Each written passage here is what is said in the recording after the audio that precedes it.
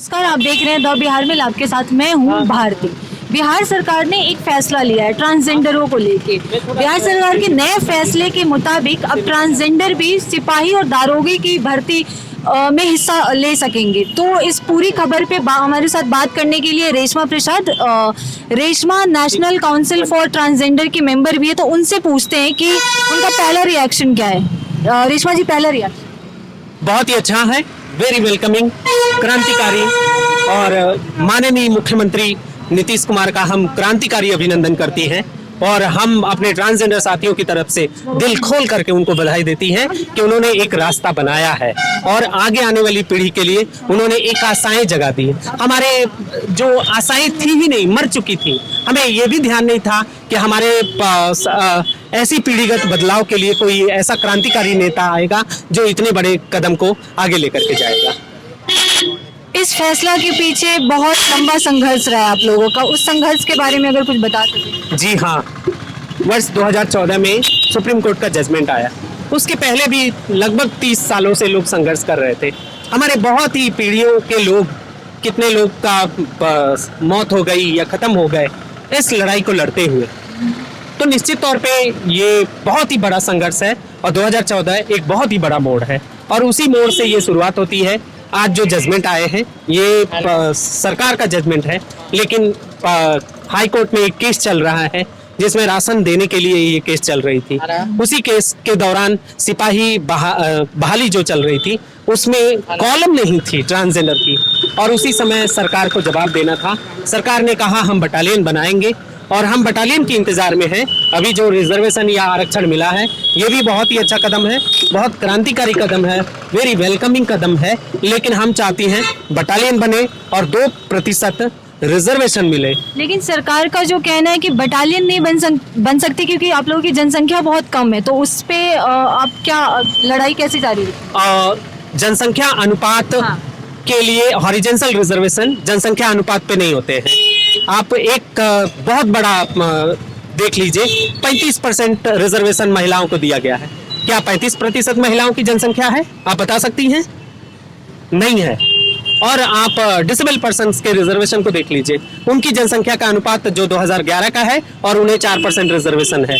और इसके अलावा फ्रीडम फाइटर्स को जो रिजर्वेशन है वो भी जनसंख्या अनुपात पे नहीं है। ऐसे बहुत सारे रिजर्वेशन हैं जो जनसंख्या अनुपात पे नहीं है। तो निश्चित तौर पे ये कह करके निकल जाना निश्चित तौर पे हमें थोड़ा सा अंदर से धक्का है, लेकिन मैं माननीय मुख्यमंत्री के इस खुले हृदय को और बड़े हृदय को मैं अभिनंदन करती हूँ। मतलब अभी जो सरकार का है कि 500 पे एक ट्रांसजेंडर की बहाली होगी, तो आप चाहती हैं कि उसको रिजर्वेशन में कन्वर्ट किया जाए ताकि ज़्यादा से ज़्यादा संख्या में आ सके। आप एक बार बताइए कि जैसे कि जो भी एग्ज़ाम होंगे उसमें है कि महिलाओं की मापदंड पे एग्ज़ाम होंगे, तो जो ट्रांस मेल होते हैं उनको कैसे जज किया जाएगा? ट्रांसमैन जो है वो अपने आइडेंटिटी से ही जज किए जाएंगे। जब ट्रांसजेंडर आइडेंटिटी के सर्टिफिकेट पे नियुक्तियां होंगी तो उसमें ट्रांसमैन ट्रांसवुमेन करके कोई भी डिफरेंशिएशन या gender queer, gender non confirming कोई भी डिस्क्रिमिनेशन नहीं होगा। और जो भी लोग आएंगे उनके बॉडी को देख करके नियोजन नहीं होंगे, जबकि ट्रांसजेंडर सर्टिफिकेट को देख करके रिजर्वेशन उनकी नियुक्तियां होंगी। एक और चीज की मतलब आप लोगों ने एक बहुत बड़ी सफलता हासिल की, आपका संघर्ष सफल हुआ है। अगली लड़ाई किस चीज को लेकर? निश्चित तौर पे रिजर्वेशन पे और बटालियन बनाने पे। शौचालय क्या मुद्दा नहीं है आपके? बहुत बड़ा मुद्दा है, आपने तो बहुत अंदर की बात कह दी। मुद्दा है। अभी तक 2014 से सरकार ने हम लोग को तो दर्जा दिया, लेकिन कहीं भी अभी भी पब्लिकली पैलेस में जितना जो पब्लिकली जगह है, सार्वजनिक जगह में अभी तक किन्नरों के लिए, थर्ड जेंडरों के लिए ना कोई शौचालय है, ना बाथरूम है, ना कहीं भी कोई चीज नहीं है। सरकार ने तो बड़े बड़े वादे किए, लेकिन बड़े बड़े वादे अभी भी पूरा नहीं हुआ। कहीं भी किसी भी लाइन हम लोग लगने जाते हैं कहीं भी, तो बस उसमें एक स्त्री का होता है, एक पुरुष का होता है, वहाँ किसी थर्ड जेंडर का लाइन नहीं होता। हमें भी स्त्री और पुरुष के लाइन में धक्के लगना पड़ता है, लाइन लगना पड़ता है, लंबी लंबी लाइनें। और हम लेकिन जितनी कुछ वादे सरकार ने अभी तक हम किन्नर बहनों के लिए पूरे नहीं किए। कौन कौन से वादे हैं? कौन से? सबसे तो मुख्य ये है कि क्या बोलता, अभी भी किन्नरों के लिए सार्वजनिक जगह में हमारा सबसे बड़ा मुद्दा होता है कि यही शौचालय का। हमें भी मजबूरन मजबूरन किसी औरत के शौचालय में जाना पड़ता है, चाहे पुरुष के शौचालय में जाना पड़ता है। ये भी बहुत बड़ा मुद्दा है।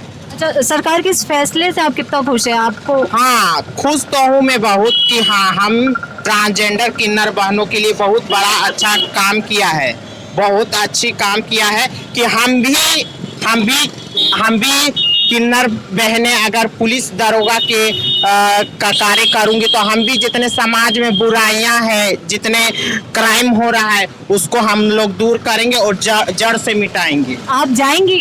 आप अच्छा अवसर मिलेगा तो मैं जरूर जाऊंगी, क्यों नहीं। ये तो हमारा कौन सी बोलता है, अच्छा काम है, समाज के लिए अच्छा काम है कि हम भी समाज का सेवा करूं। और जितना जो समाज में गलत काम हो रहा है, घूसखोरी हो रहा है, हम तो किसके लिए भाई जीते? हम तो जजमान दाता के लिए जीते। हमारे जजमान का खुशी रहेंगे तो हम भी खुश रहूंगी।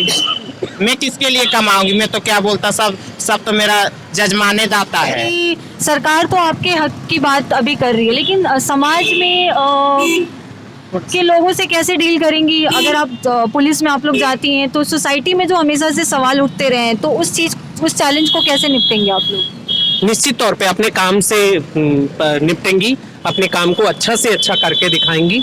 तो जो भी चैलेंज है, क्योंकि महिलाओं के प्रति भी इसी तरीके के स्थितियां रही हैं और उसको उन्होंने खत्म करके दिखाया है।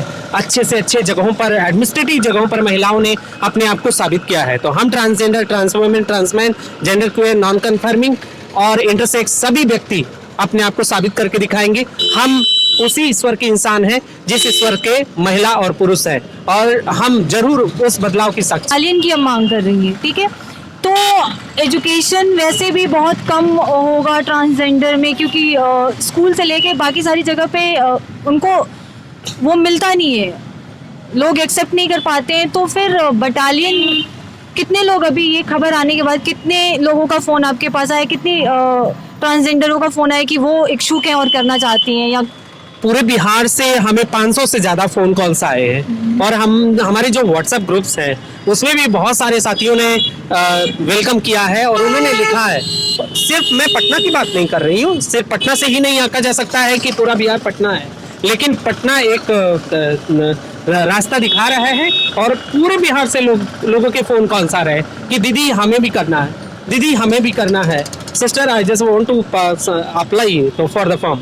हमें दिल्ली में रहने वाले साथियों ने, जिन्होंने वो वहाँ पे कुछ और काम कर रहे हैं, उन लोगों ने बोला, बॉम्बे में रहने वाले, बैंगलोर में रहने वाले साथियों ने बोला कि दीदी अब मन थक गया है, मुझे अब इस रास्ते पे जरूर आना है और एक अच्छा काम करके दिखाना है। अभी आप कुछ कह रही थी कि कुछ ट्रांसजेंडरों में फियर सा भी हो गया इस फैसले के बाद। हाँ, पूरी मैं इसके लिए भी मैसेज देना चाहती हूँ, जो बधाई संस्कृतियों में काम करने वाले लोग हैं, उनको एकदम दिल से मजबूत होना चाहिए कि उन्हें आगे आने वाली पीढ़ी के लिए अपने आप को तैयार रखना चाहिए कि आगे आने वाली पीढ़ी को अगर ये मौका मिलता है तो उन्हें दिल खोल के वेलकम करना चाहिए। उन्हें ये नहीं डरना चाहिए कि उनके काम बंद हो जाएंगे, क्योंकि अगर कोई भी काम करता रहा हो, कोई छोटा काम करता रहा हो और कोई बड़ा काम अगर मिल गया, तो क्या छोटे काम की पद्धतियां बंद हो गई या ऐसे काम बंद हो गए? नहीं बंद हुए। जरूर बदलाव को स्वीकारना होगा और समाज के साथ कदम से कदम मिला करके मुख्य धारा के लिए आगे बढ़ना होगा। बहुत बहुत धन्यवाद आपका।